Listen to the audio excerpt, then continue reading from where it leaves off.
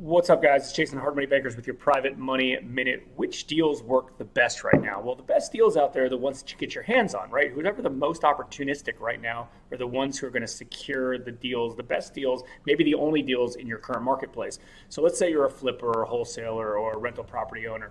All of those are fine, viable business models. And typically you want to stick to the model that works the best. But if you can't find opportunities in that particular model, you have to pivot, or you have to, find the right opportunity.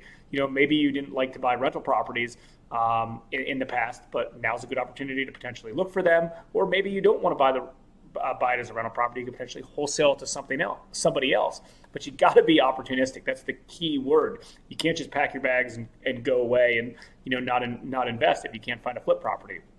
We see lots of deals out there. We see good wholesale deals, good rental property deals, and good flip deals across the board. It's just being opportunistic, being proactive, and finding the right deals.